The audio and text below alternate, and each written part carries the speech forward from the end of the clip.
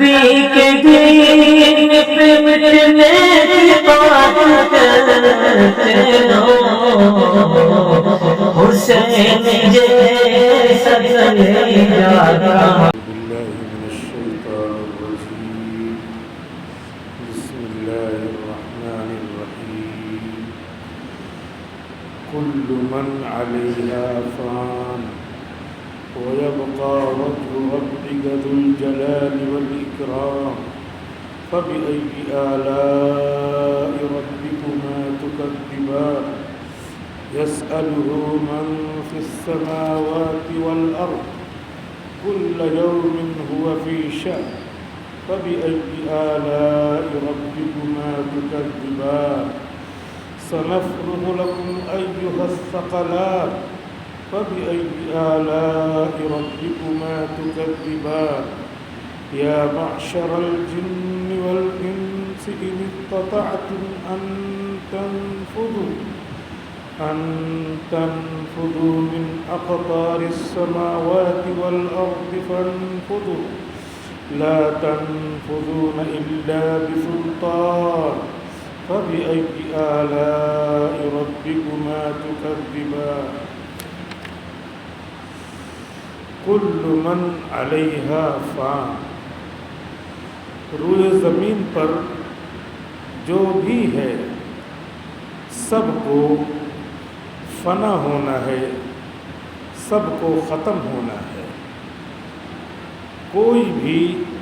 نہیں باقی بچے گا۔ وَيَبْقَى وَجْهُ رَبِّكَ ذُو الْجَلَالِ وَالْإِكْرَامِ باقی بچے گا تو اللہ رب العزت جو ذو الجلال والاکرام ہے،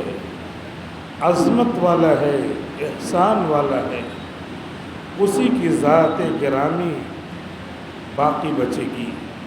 اور سب کچھ فنا ہو جائے گا۔ فَبِأَيِّ آلَاءِ رَبِّكُمَا تُكَذِّبَانِ تو اللہ نے ابھی ہماری زندگی باقی رکھی ہے، یہ بہت بڑی نعمت ہے۔ دنیا کی چیزیں باقی رکھی ہیں استعمال کے لیے، بہت بڑی نعمت ہیں۔ تو اے جن و انس، تم دونوں اپنے پروردگار کی کن کن نعمتوں کے منکر بن جاؤ گے۔ یسألہ من فی السماوات والارض آسمان و زمین کے سب لوگ، سب چیزیں اللہ ہی سے مانگتے ہیں، سوال کرتے ہیں۔ کل یوم هو فی شأن ہر دن وہ الگ الگ شان میں، الگ الگ حالت میں ہر وقت موجود رہتا ہے۔ فَبِأَيِّ آلَاءِ رَبِّكُمَا تُكَذِّبَانِ تو اے جن و انس، تم دونوں اپنے پروردگار کی کون کون سی نعمتوں کے منکر بن جاؤ گے۔ سَنَفْرُغُ لَكُمْ أَيُّهَا الثَّقَلَانِ اے دونوں جماعتیں، انسانوں کی اور جناتوں کی، تمہارے حساب کتاب کے لیے ہم فارغ ہوں گے ایک دن اور تمہارا حساب ہوگا۔ فَبِأَيِّ آلَاءِ رَبِّكُمَا تُكَذِّبَانِ تو اے جن و انس، تم دونوں اپنے پروردگار کی کون کون سی نعمتوں کے منکر ہو جاؤ گے۔ یا معشر الجن والانس ان استطعتم ان تنفذوا من اقطار السماوات والارض فانفذوا اے انسان و جنات کی جماعت، اگر تم قدرت رکھتے ہو کہ آسمان و زمین کے دائرے سے نکل کر چلے جاؤ تو نکل جاؤ، دیکھو تمہارے اندر قدرت ہے۔ لا تنفذون الا بسلطان تم نہیں نکل سکتے آسمان و زمین کے دائرے سے مگر قدرت اور طاقت کے ساتھ، اور تمہارے پاس اس کی قدرت اور طاقت ہے نہیں۔ فَبِأَيِّ آلَاءِ رَبِّكُمَا تُكَذِّبَانِ تو تم دونوں اے جن و انس اپنے پروردگار کی کون کون سی نعمتوں کے منکر ہو جاؤ گے؟ یرسل علیکما شواظ من نار ونحاس فلا تنتصران، اور تم دونوں پر چھوڑا جائے گا جہنم کی آگ کا دھواں اور پیتل جیسا گرم گرم جہنم کی آگ کا اثر، فلا تنتصران، تو تم انتقام نہیں لے سکتے۔ فَبِأَيِّ آلَاءِ رَبِّكُمَا تُكَذِّبَانِ، تو تم دونوں اے جن و انس اپنے پروردگار کی کون کون سی نعمتوں کے منکر ہو جاؤ گے؟ فَإِذَا انشَقَّتِ السَّمَاءُ فَكَانَتْ وَرْدَةً كَالدِّهَانِ، تو یاد کرو جب آسمان پھٹ جائے گا تو وہ ہو جائے گا بالکل سرخ چمڑے کی طرح۔ فَبِأَيِّ آلَاءِ رَبِّكُمَا تُكَذِّبَانِ، تو تم دونوں اے جن و انس اپنے پروردگار کی کون کون سی نعمتوں کے منکر ہو جاؤ گے؟ فَيَوْمَئِذٍ لَا يُسْأَلُ عَنْ ذَنبِهِ إِنسٌ وَلَا جَانٌ، تو اس دن یعنی قیامت کے دن کسی انسان اور کسی جنات سے اس کے گناہوں کے بارے میں معلومات حاصل کرنے کے لیے نہیں پوچھا جائے گا کہ بتاؤ کون کون سے گناہ کیے ہو، بلکہ اللہ کو خود ہی معلوم ہوگا کہ کون کون سا گناہ کر کے یہ بندہ آیا ہوا ہے۔ فَيَوْمَئِذٍ لَا يُسْأَلُ عَنْ ذَنبِهِ فَبِأَيِّ آلَاءِ رَبِّكُمَا تُكَذِّبَانِ، تو تم دونوں اے جن و انس اپنے پروردگار کی کون کون سی نعمتوں کے منکر ہو جاؤ گے؟ یعرف المجرمون بسیماہم، اس دن مجرم لوگ اپنی اپنی علامتوں سے پہچان لیے جائیں گے۔ فیوخذ بالنواصی والاقدام، تو ان کے سر کے سامنے کے بال اور ان کے قدم کو پکڑ کر جہنم میں جھونک دیا جائے گا۔ فَبِأَيِّ آلَاءِ رَبِّكُمَا تُكَذِّبَانِ، تو تم دونوں اے جن و انس اپنے پروردگار کی کون کون سی نعمتوں کے منکر ہو جاؤ گے؟ هَذِهِ جَهَنَّمُ الَّتِي يُكَذِّبُ بِهَا الْمُجْرِمُونَ، اللہ رب العزت فرشتوں کے ذریعے فرمائے گا دیکھو یہی ہے جہنم جس کا مجرم لوگ انکار کرتے تھے۔ یطوفون بینہا وبین حمیم آن، وہ جہنم کی آگ کے درمیان اور کھولتے ہوئے گرم گرم پانی کے درمیان ان کو چکر لگانا پڑے گا کہ کبھی یہ عذاب تو کبھی کھولتے ہوئے پانی کا عذاب۔ فَبِأَيِّ آلَاءِ رَبِّكُمَا تُكَذِّبَانِ، تو اے جن و انس تم دونوں اپنے پروردگار کی کون کون سی نعمتوں کے منکر ہو جاؤ گے؟ سورہ رحمان کی تفسیر چل رہی ہے، 27واں پارہ ہے اور یہ دوسرا رکوع پڑھا گیا۔ آج رمضان شریف کی 15ویں تاریخ ہے، یعنی 15واں روزہ ہے۔ دیکھتے دیکھتے آدھے روزے تک ہم پہنچ گئے۔ ایسے ہی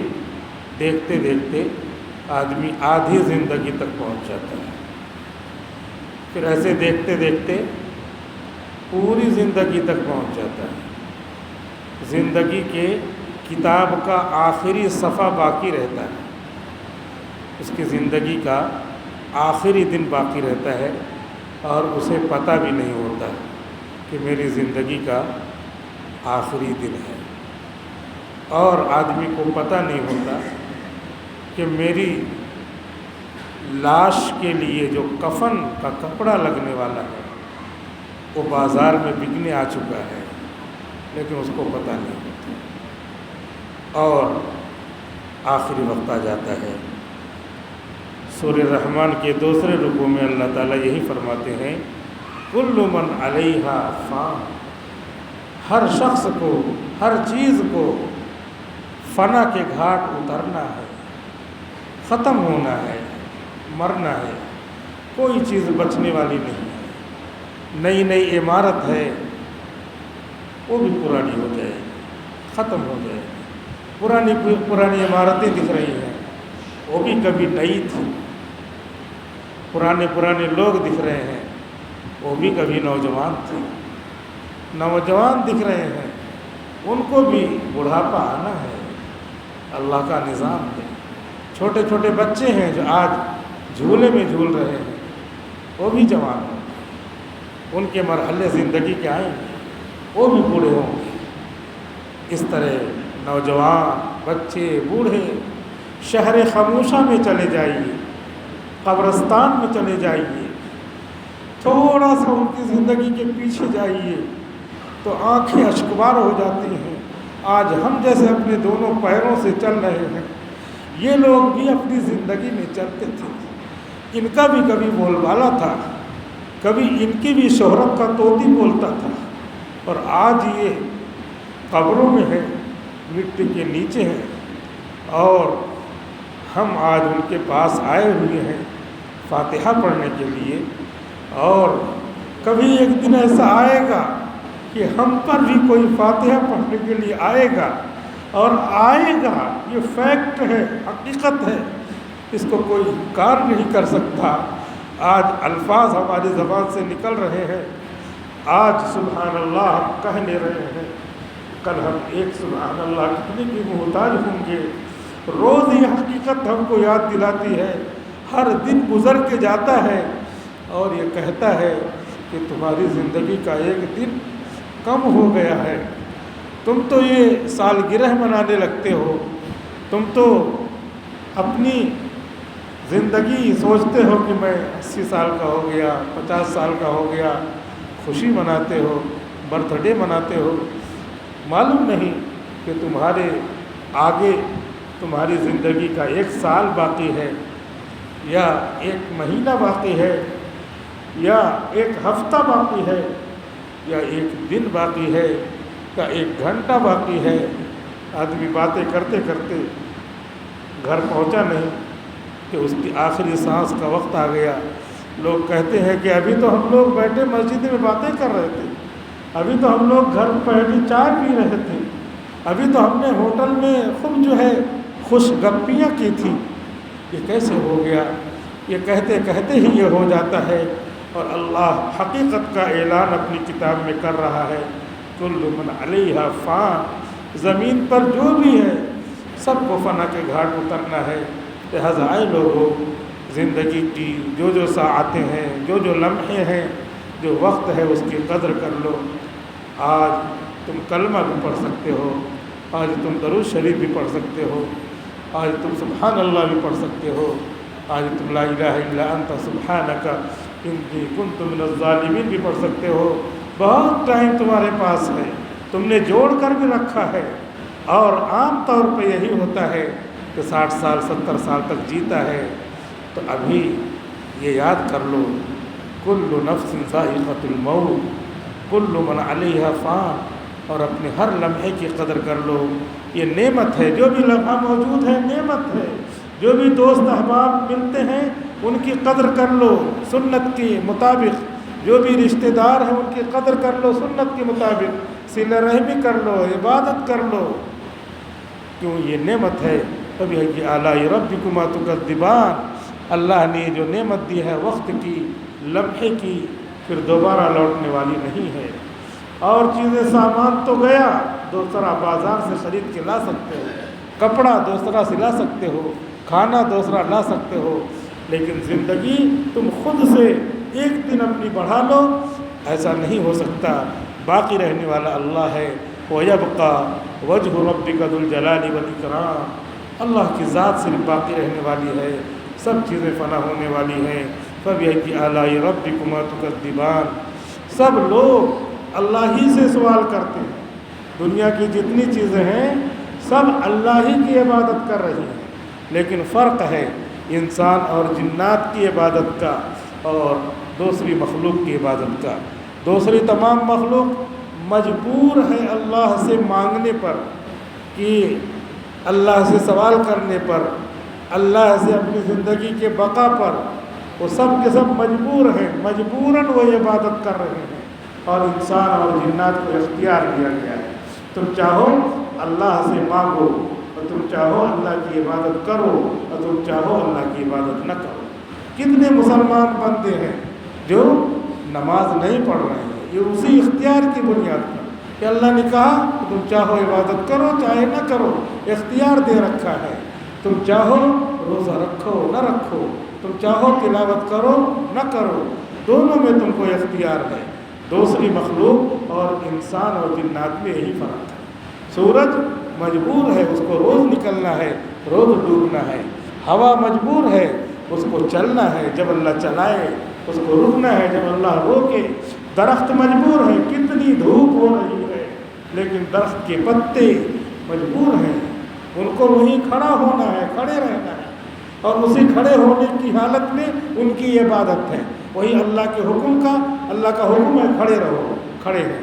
وہ اللہ کی عبادت کر رہے ہیں۔ سورج چل رہا ہے، دوپہر ہو گئی، شام ہو جائے گی، پھر وہ ڈوب جائے گا، اللہ کا حکم ہے، وہ چل رہا ہے، چل رہا ہے۔ الشمس والقمر بحسبان والشمس تجری لمستقر لها، سورج اور چاند دونوں اپنے اپنے مستقر پر، اپنے اپنے ٹھکانے پر چل رہے ہیں، اللہ کا حکم ہے، لیکن اس حکم پر ان کو کوئی ثواب نہیں ملے گا، کوئی عذاب نہیں ہوگا۔ ایک دن آئے گا کل من علیہا فان کے تحت ان کو بھی فنا کے گھاٹ اترنا ہے۔ کیوں؟ اس لیے کہ وہ اللہ کا حکم کرنے پر مجبور ہیں، اللہ کے حکم پر عمل کرنے پہ مجبور ہیں، ان کو مجبور کیا گیا ہے، ان کا ایک ہی کام ہے۔ ہمارے سامنے اللہ کا حکم ہے لیکن کر بھی سکتے ہیں، نہیں بھی کر سکتے ہیں، لہذا نہیں کیا تو اس پہ سزا ہے، کیا تو اس پہ جزا ہے۔ نہیں کیا تو ان بطش ربک لشدید، بے شک تیرے پروردگار کی پکڑ بہت سخت ہے، اور کیا تو بے شک لئن شکرتم لازیدنکم، اگر تم اللہ کے حکموں کو کرتے ہو ہم تمہارا اعزاز بڑھاتے رہیں گے، تمہاری نعمتیں بڑھاتے رہیں گے، دنیا میں بھی راحت کے ذریعے تم کو نعمت دیتے رہیں گے، اور آخرت میں آنکھ بند ہوتے ہی تم کو ملے گا۔ تو اللہ تعالیٰ نے اس آیت میں یہ فرمایا دنیا کی ہر مخلوق اللہ کے حکم پر چل رہی ہے، لیکن انسان اور جنات کو اللہ تعالیٰ نے اسپیشل مخلوق بنایا ہے کہ اس کو چلنا نہ چلنا دونوں کے درمیان میں اگزام کے لیے، امتحان کے لیے رکھا ہے۔ اس امتحان میں چل رہے ہو تو کامیاب ہو، نہیں چل رہے ہو اپنی مرضی کے مطابق چل رہے ہو، خواہش نفس کے مطابق چل رہے ہو، شیطان جیسے کہہ رہا ویسے چل رہے ہو، تب تو اللہ تعالیٰ نے اس کے لیے سزا رکھی ہے۔ اللہ تعالیٰ کہہ رہے ہیں کہ میں زندہ ہوں، دیکھ رہا ہوں، کل یوم ہوا فی شان، ہر لمحے اللہ رب العزت ہر ایک کا کام کر رہا ہے، اور سارا کام اللہ کے ہاتھ میں ہے۔ اس کو بزرگوں نے، خاص طور پہ مولانا محمد قاسم نانوتوی رحمۃ اللہ علیہ نے سمجھایا ہے اس طرح کہ جیسے سورج ہے اور سورج کی شعاع نکلتی ہے، صبح کو اٹھیے تو جیسے ہی سورج نکلتا ہے اس وقت دیکھیے تو زیادہ سمجھ میں آئے گا، یا یہ کہ اپنے پاس ایسے کوئی روشنی جلا کے دیکھیے تو اس میں شعاعیں نکلتی ہیں اور کسی آدمی کے اوپر پڑتی ہیں،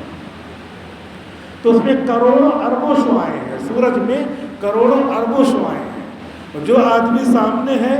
وہ سمجھتا ہے سورج کی شعاع میرے ہی اوپر ہی آ رہی ہے، اور جو آدمی سامنے ہے وہ سمجھ رہا ہے مجھے کو سورج دیکھ رہا ہے، مجھے کو سورج دیکھ رہا ہے، مجھے کو سورج دیکھ رہا ہے۔ ایسے کروڑوں آدمی، دنیا کے جتنے آدمی ہیں، جتنی چیزیں ہیں، مخلوق ہے، سب کے اوپر سورج کی روشنی شعاع پہنچتی ہے، اور کوئی یہ نہیں کہہ رہا میرے اوپر کیسے پہنچے، میرے اوپر پڑ رہی ہے تمہارے اوپر نہیں پڑے گی۔ تو ایسے سمجھانے کے لیے اللہ رب دنیا کا جتنا کام ہے، دنیا کی جتنی مخلوق ہے، دنیا کے جتنے لوگ ہیں، سب کا کام اللہ تعالیٰ کر رہے ہیں، ہر وقت کر رہے ہیں۔ مثال کے طور پہ ایک ہی آدمی پیدا ہوا، بچہ ہے، بچے کی ہزاروں ضرورت، ماں کی ہزاروں ضرورت، بچہ بڑا ہو رہا ہے اس کی سب ضرورت، ایسے ساری ضرورتیں ایک کی صرف لے کر کے وہ سب اللہ تعالیٰ کر رہا ہے، اکیلے اللہ تعالیٰ کر رہا ہے، اللہ ہی کے ہاتھ میں سب ہے۔ جیسے سورج سے شعاع نکلتی ہے ایسے اللہ ہی کے ہاتھ میں، یہاں تک کہ چھری سے ہم کاٹتے ہیں اور آگ سے ہم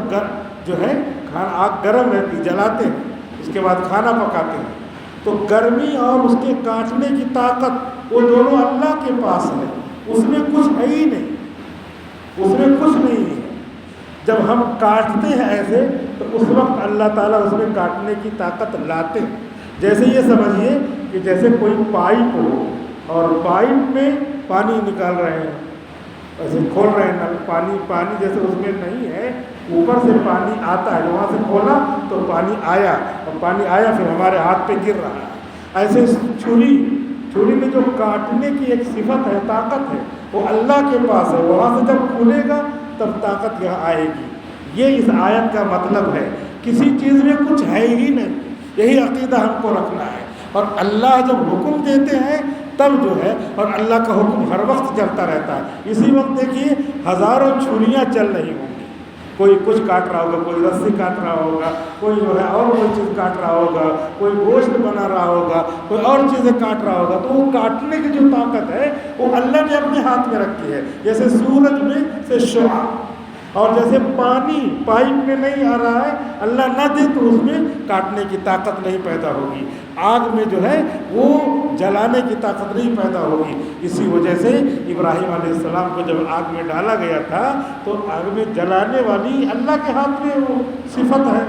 طاقت ہے۔ ابراہیم علیہ السلام کو ڈال دیا گیا، اللہ نے ادھر سے چھوڑا ہی نہیں، ادھر سے بٹن ہی بند ہے، تو پھر وہ حرارت آ ہی نہیں رہی ہے۔ اور یہاں دنیا کے لوگ سمجھ رہے ہیں آگ جلا رہی ہے، آگ کیوں نہیں جلا رہی ہے؟ دنیا والے جو نظر آتا ہے وہی سمجھیں گے، لیکن ایمان کے لیے انبیاء کرام اسی لیے تشریف لاتے ہیں کہ ساری طاقتیں اللہ تعالیٰ کے پاس ہیں۔ مولانا قاسم نانوتوی رحمۃ اللہ علیہ نے فرمایا پوری دنیا کی طاقت کو ایسے سمجھو، اس کو سب کو ملا کر کے ایک قلم بنا لو، قلم تو قلم ہے، پوری دنیا کی طاقت کیا ہے؟ پوری دنیا قلم ہے، اور ہاتھ جو لکھے گا وہ اللہ تعالیٰ۔ تو ہم لوگ کیا کرتے ہیں، پوری دنیا کے لوگ قلم سے کہتے ہیں یہ دے دینا، وہ دے دینا، یہ لکھ دینا، حالانکہ جو لکھنے والا ہے جس کے ہاتھ میں قلم ہے اس سے کہنا چاہیے، کیونکہ پوری دنیا کیا ہے؟ ایز اے پین، ایک پین کی طرح ہے۔ تو اس طریقے سے ہمارا عقیدہ درست کرنے کے لیے، ہمارے دین کو، ہمارے دماغ کو صحیح کرنے کے لیے، ہمارے راستے کو صحیح کرنے کے لیے یہ قرآن اترا ہے جو نبی پر اترا ہے، اور نبی نے اسی لیے اللہ کے میسج کو، پیغام کو بندوں تک پہنچایا ہے۔ کل یوم ہوا فی شان کا مطلب یہی ہے کہ ہر وقت اللہ تعالیٰ پوری دنیا کا جتنا کام ہے وہی کر رہا ہے۔ سارے لوگ کیا ہیں؟ سارے لوگوں میں طاقت نہیں، جیسے پین، سارے لوگوں میں طاقت نہیں، جیسے پائپ پانی کا، پانی وہاں سے سپلائی ہوگا، اگر وہاں سے سپلائی نہیں ہوتا ہے تو کچھ نہیں ہونے والا ہے۔ اسی لیے جب ڈاکٹر جو ہے دوائیں دیتا ہے اور مجبور ہو جاتا ہے تو کہتا ہے اوپر والے سے دعا کرنا، اور دعا میں بھی تاثیر وہی رکھنے والا ہے، الفاظ اسی نے بتایا ہے۔ جیسے کوئی D M, S D M یا کوئی بڑا آفیسر وہ کہے کہ اس طرح کی اپلیکیشن لکھ کر کے لاؤ اور پھر تمہارا کام ہو جائے گا، تو آدمی سمجھ لیتا ہے کہ وہ اپلیکیشن نہیں، اصل تو انہوں نے بتایا ہے تو وہ کریں گے۔ تو اسی لیے دعائیں جو رہتی ہیں وہ بھی الفاظ ہی الفاظ ہیں، لیکن خدا نے بتایا، رسول نے اس کو ہم تک پہنچایا، تو پھر وہ گویا کہ اسی کا بتایا ہوا کیا ہے، ایک مضمون ہے، ایک جو ہے ایسے ہے، ایک اپلیکیشن ہے، اسی نے بتایا، تو گویا کہ وہ قبول ہے۔ ورنہ حقیقت میں دنیا کی کسی چیز میں کیا ہے، کوئی تاثیر ہے ہی نہیں۔ اللہ تعالیٰ کہہ رہے ہیں فَبِأَيِّ آلَاءِ رَبِّكُمَا تُكَذِّبَانِ، تو اے جن و انس اپنے پروردگار کی کون کون سی نعمتوں کے تم منکر ہو جاؤ گے۔ اللہ تعالیٰ کہہ رہے ہیں یہ سب ہم نے دنیا دے دی، تم کو سب سامان دے دیا، طاقت دے دی، ہاتھ پیر دے دیا، آنکھ کان ناک دل دے دیے، دماغ دے دیا، ایبیلٹی دے دیا، اپنا سب چیزیں استعمال کرو، لیکن ہر چیز کا ہم نے طریقہ بتا دیا ہے۔ کھانے کا طریقہ کیا، بولنے کا طریقہ کیا، عبادت کا طریقہ کیا، رہنے کا طریقہ کیا، پڑوسی کے ساتھ کیسے رہیں، دوست کے ساتھ کیسے رہیں، ابا اماں کے ساتھ کیسے رہیں، بیوی کے ساتھ کیسے رہیں، بچے کے ساتھ کیسے رہیں، بزرگوں کے ساتھ کیسے رہیں، چھوٹے بڑے سب بتا دیا۔ اب بتانے کے بعد اور زندگی پوری ہونے کے بعد ہم ایک دن رکھے ہوئے ہیں، day of judgment, day of resurrection, یوم القیامہ، ڈے آف چیسٹائزمنٹ،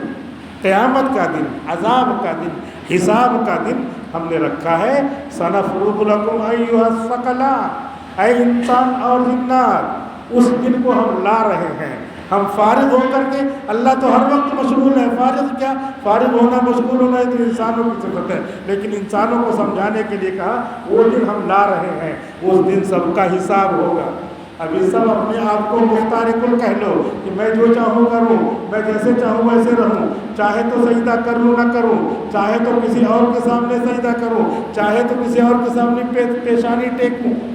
سب اختیار دے رکھا، ابھی دونوں کر سکتے ہیں۔ لیکن اللہ کہہ رہے ہیں 60 سال کی زندگی گزار لو، ہم فارغ ہو رہے ہیں۔ فَبِأَيِّ آلَاءِ رَبِّكُمَا تُكَذِّبَانِ یا معشر الجن والانس، اے انسانوں، تم کو قدرت مل جاتی ہے، حکومت مل جاتی ہے، طاقت مل جاتی ہے، 4 دن کی چاندنی مل جاتی ہے، تو تم اکڑ فو کرنے لگتے ہو،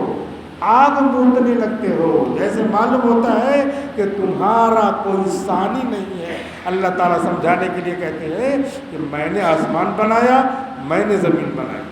اور میں نے حکم دیا کہ ذرا سا نیچے کر کے چلو، تواضع کے ساتھ چلو، میرے نبی کے، میرے حکموں کے، میرے قرآن کے، میری عبادت کے خلاف نہ آؤ، تو تم آتے ہو۔ ہر وقت تمہاری خوشی کا انجام اسی وقت پورا ہوتا ہے جب تم میرے حکم سے ٹکراتے ہو۔ تو اللہ تعالیٰ کہہ رہے ہیں کہ میری زمین ہے، چھوڑ دو، میری زمین جہاں ختم ہوتی ہے اس کے بعد چلے جاؤ، میرا آسمان جو چھت ہے، میرے آسمان جہاں ختم ہوتا ہے اس کے آگے چلے جاؤ۔ اللہ تعالیٰ کہہ رہے ہیں فَانفُذُوا مِنْ أَقْطَارِ السَّمَاوَاتِ وَالْأَرْضِ، آسمان و زمین کا دائرہ چھوڑ دو، لا تنفذون الا بسلطان، خود ہی قرآن میں کہہ رہے ہیں کہ تم نہیں چھوڑ سکتی، میری ہی زمین پہ رہو گے، میرا ہی کھاؤ گے، میرا ہی پانی پیو گے، میری ہی دی ہوئی طاقت استعمال کرو گے، میرے ہی دماغ سے کپڑے پہن کر کے اچھے دکھو گے، میرے ہی دماغ سے فیصلے کرو گے کہ فیصلہ کرنے چاہیے اس کے حق میں، فیصلہ کر دیا اس کے حق میں، جو کچھ ہے وہ تم میری ہی اس سے کر رہے ہو، تو میرا کھانا چھوڑ دو۔ اب بتائیے، کہتے ہیں نا کچھ نہیں کر رہا تو جاؤ میرا گھر چھوڑو، ایسے ہی دنیا میں کہا جاتا۔ تو یہ سمجھانے کے لیے اللہ تعالیٰ کہہ رہے ہیں کہ جب میرا حکم تم نہیں مانتے ہو تو میری زمین پہ مت چلو، میرے آسمان کے نیچے مت رہو، میری ہوا استعمال مت کرو۔ ایک سیکنڈ، ایک لمحے کے لیے بندہ یہ نہیں کر سکتا۔ اللہ تعالیٰ کہہ رہے ہیں لا تنفذون الا بسلطان، تم طاقت اگر ہو تب یہ کر سکتے ہو، طاقت سب دی ہوئی میرے پاس ہے، میں نے یہ طاقت دیا، تم بھاگ رہے ہو، اللہ تعالیٰ طاقت کھینچ لیں گے، مر جاؤ گے، ختم ہو جاؤ گے، وہی چیز سے بول جاؤ گے۔ تو اللہ تعالیٰ فرما رہے ہیں کہ ساری طاقتیں تو میں نے دیا ہے، لہٰذا اے بندے میرا حکم دن بھر میں کچھ نہیں ہے سوائے اس کے کہ تم 5 وقت کی نماز پڑھو۔ تو کم سے کم سال بھر، زندگی بھر، 15 سال میں لڑکے اور لڑکی بالغ ہو جاتے ہیں۔ ہمارے گھر میں اگر 10 لوگ ہیں، 2-3 بچے ہیں جو نابالغ ہیں، تو بقیہ 7 لوگوں کو تو مسجد میں آنا چاہیے، اس میں 2-3 خواتین ہیں گھر میں وہ نماز پڑھیں، بقیہ 5 لوگ کو مسجد میں آنا چاہیے، اور روزانہ نماز فرض ہے، روزانہ مسجد بھری رہنی چاہیے۔ ہاں ٹھیک ہے مسجد میں نہیں آ سکتے، دور ہے، کسی کام سے ہے، تو اللہ کا نظام ہے سفر میں اگر جا رہے ہو اور 80 کلومیٹر کے قریب کا تمہارا سفر ہے تو سفر میں بھی تم میری نماز پڑھو۔ سفر میں 4 کی بجائے اب 2 پڑھ سکتے ہو، 4 نہ پڑھو اب 2 پڑھو، اور سنتیں اور نوافل معاف ہیں۔ 80 کلومیٹر کا سفر ہے تو جیسے ہی اپنے گاؤں سے نکلے، یہاں گاؤں سے نکل کر کے باہر آبادی میں چلے گئے، دوسرے دیہات میں چلے گئے، وہیں رکے ہو تو وہیں پہ 2-2 رکعت نماز پڑھو۔ اب 3 رکعت والی تو 3 پڑھیں گے، بقیہ 2-2 رکعت نماز پڑھو، یہ مسافر کے لیے بتا دیا ہے۔ اور وہاں پہ 15 دن سے کم قیام، ایک آدمی نکلا یہاں سے، گھر سے نکلا، مان لیا تلودہ رک گیا، 80 کلومیٹر کے ارادے سے نکلا اور تلودہ رک گیا، اور تلودہ رکنا نہیں ہے اس کو، لیکن رکا ہے 1 دن، 2 دن، 3 دن، 4 دن، 5 دن، ایسے 10 دن تک ہو گیا تو سب نمازیں وہ کیا پڑھے گا؟ سفر والی پڑھے گا، سب نمازیں پڑھے گا۔ اور 15 دن سے بھی زیادہ ہو گیا تو بھی سفر والی ہی نمازیں پڑھے گا۔ 1 مہینہ ہو گیا تب بھی بس وہ سمجھا کل جانا پرسوں جانا، کل جانا پرسوں جانا، ایسے ہے تو 1 مہینہ 2 مہینہ بھی رکا ہے تو بھی سفر والی نماز پڑھے گا۔ لیکن اگر شروع ہی میں گیا اور یہی آج ہی ہے 15 دن کام نمٹنے میں یہاں لگ جائے گا تو 15 دن قیام کی نیت ہو گئی تو پھر اب وہاں مقیم ہو جائے گا، اس کو گھر والی نماز پڑھنی پڑے گی۔ یہ سب نظام اللہ تعالیٰ نے بنایا، یہ تو کلیہ اور رول اور ریگولیشن تھے، اور اس کے علاوہ تھوڑے تھوڑے سب مسئلے یہ کیا ہیں؟ اسی شریعت کی تشریح ہیں کہ آدمی مسافر ہے تو اس کے لیے ہے۔ یہاں تک کہ اگر وہ فلائٹ سے بھی سفر کر رہا ہے، آرام سے سفر کر رہا ہے، ٹرین میں سفر کر رہا ہے، اس کو کوئی مشقت نہیں ہے، پھر بھی اس کو چھٹی مل جائے گی۔ جیسے اپنا گھر آبادی چھوڑا، اس کو فوراً 2 رکعت نماز پڑھنا ہے، اور اپنا وطن اصلی بدل جائے۔ جیسے مان لیا آپ لوگوں میں سے کوئی ملازم ہو جائے کسی جگہ کا ملازم ہو گیا، مان لیا پونا کا ملازم ہو گیا، پونا گیا اور پونا جا کر کے رہ رہا ہے، تو اب رہ رہا ہے وہاں پر، تو وہاں پر قیام کی نیت ہے 15 دن سے زیادہ، تو ویسے کیا ہو گیا؟ کیونکہ وہاں ملازم ہے تو وہاں پر وہ کیا کرے گا؟ اقامت والی یعنی 4 رکعت یا گھر والی نماز پڑھے گا۔ اور اگر وہاں پر بیوی بچوں کے ساتھ رہنے لگا تو بھی وہاں پہ کیا کرے گا؟ پوری نماز پڑھے گا۔ اور اگر اس کی بیوی اپنے گھر میکے میں آتی ہے تو وہ مسافر رہے گی، اس کا گھر ختم ہو گیا ہے۔ ہماری بچی اپنی شادی ہو گئی، وہ چلی گئی اپنے گھر، اس کے بعد وہ اب جب آئے گی تو اس کا گھر نہیں ہے، وہ اس کے ماں باپ کا گھر ہے، وہ اپنے میکے میں کیا رہتی ہے؟ مسافر رہتی ہے۔ ہاں 15 دن قیام کا ارادہ ہے تو اب وہ 15 دن والا مسئلہ چلے گا کہ 15 دن سے زیادہ یا 15 دن رکنا ہے تو وہ پوری نماز پڑھے گی۔ باقی 8-10 دن کے لیے بچی آتی ہے اپنے گھر تو وہ کیا رہے گی؟ مقیم، وہ کیا رہے گی؟ مسافر رہے گی، مقیم نہیں رہے گی۔ اور اس کو کیا پڑھنا ہے؟ نماز پوری نہیں پڑھنی ہے بلکہ سفر والی نماز پڑھنی ہے۔ تو اس طریقے سے یہ سارے مسئلے اب دین کے یہ نکلیں گے، تو ہر وقت اس کو سیکھنا ہے۔ اللہ کا حکم ایک کلیہ، اور اس کے بعد یہاں کیا حکم، یہاں کیا حکم، یہاں کیا حکم۔ مثال کے طور پہ غلہ پیدا ہو رہا ہے تو عشر ہے، تو عشر میں کتنا دینا ہے، کتنا پیدا ہو، تو عشر میں مسئلہ یہ ہے کم پیدا ہو یا زیادہ پیدا ہو، اس میں 10واں 20واں نکالنا ہی ہے۔ 10واں نکالنا ہے جب سارا خرچہ بچے، آسمان کے بارش کے پانی سے سب ہو جائے، ساری ضروریات ادھر سے ہو جائے، اپنا خرچ نہ کرنا پڑے۔ اور اپنا خرچ کرنا پڑ رہا ہے تو نصف عشر یعنی 20واں دینا ہے، اور کچھ مقدار نہیں ہے، چاہے جتنا پیدا ہو اس میں نکالنا ہے۔ اور یہ مال ہے اپنے پاس تو اس میں مقرر ہے کہ اگر سونا چاندی ہے تو 7.5 تولہ سونا اگر اپنے پاس ہے تو اس میں ہم صاحب نصاب کہلائیں گے اور زکوٰۃ بنے گی۔ 7.5 تولہ سونا 87 گرام سے کچھ ملی گرام زیادہ ہوتا ہے، تو اتنے گرام یا اس سے زیادہ کا گھر میں بیوی کے پاس، بچوں کے پاس، والدہ کے پاس سونا رکھا ہوا ہے، اس کا زیور چاہے استعمال ہوتا ہو چاہے رکھا ہوا ہو، یہ نہیں کہیں کہ ہم تو پہنتے ہیں استعمال کرتے ہیں تب بھی، ہاں تب بھی سونا ہو، اب یہ شریعت کی طرف سے مسئلہ ہے کہ پھر اس میں زکوٰۃ دینی پڑے گی۔ اب اس میں زکوٰۃ کیسے دینی پڑے گی؟ اس کا پیسہ بنائیں، پیسہ بنانے کے بعد 100 روپے میں 2.5 روپے کے حساب سے زکوٰۃ دینا رہے گی۔ 10,000 میں ہم کو 250 روپے دینا رہے گا، اور 1 لاکھ میں 2,500 روپے دینا رہے گا۔ چاندی ہے تو چاندی کے لیے 52.5 تولہ چاندی، 52.5 تولہ چاندی، اس کی قیمت میں نے جوڑی تھی ابھی کل پرسوں، تو 60,000 روپے آتی ہے۔ تو 60,000 روپے آدمی کے پاس ہو، بینک میں ہو یا اپنے پاس ہو، سال بھر اپنے پاس موجود رہیں تو پھر اس کی زکوٰۃ دینی ہے۔ زکوٰۃ دینی ہے 10,000 کے حساب سے دیکھ لیں 10,000 میں 250 روپے، تو 20,000 میں 500 روپے، تو اس طریقے سے اس کو جو ہے ہر 10,000 کے اوپر 250 روپے دینا رہے گا۔ تو یہ زکوٰۃ بھی عبادت ہو گئی۔ اب عبادت اللہ کے حکموں پہ چلنا اور یہی جو ہے نفس و شیطان کے حکم پہ چلنا، یہی دونوں فرق ہو جاتا ہے۔ لہٰذا اور اس جو رمضان کا مہینہ چل رہا ہے، اس میں اللہ کے رسول صلی اللہ علیہ وسلم کا عمل یہ ہے کہ رمضان میں اللہ کے رسول سخاوت کرتے تھے، حتی الامکان سخاوت کرتے تھے۔ تو سخاوت جتنا زیادہ کریں گے، سخاوت کا مطلب یہ نہیں کہ سب پیسہ لوٹا دو، یہ مطلب نہیں ہے، لیکن اپنے پاس اگر 10 روپے ہے تو 50 پیسے آدمی خرچ کرے۔ اپنے پاس 1 لاکھ ہے تو آدمی کیا کرے؟ 500 1000 خرچ کرے،